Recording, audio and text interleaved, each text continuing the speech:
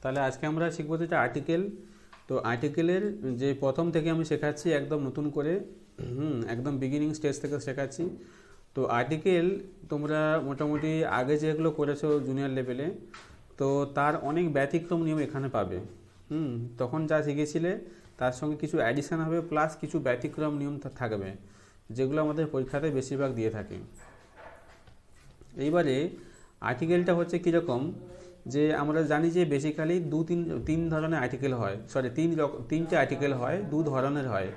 একটা হচ্ছে কি যে এ এন ডি, ঠিক আছে, এই তিনটে আর্টিকেল সংখ্যায় টোটাল দুই ধরনের হয়, দুটো টাইপের। টাইপ বলতে আমরা কি বুঝি, ধরো ইনডিফিনিট এবং হচ্ছে ডেফিনিট, ঠিক আছে।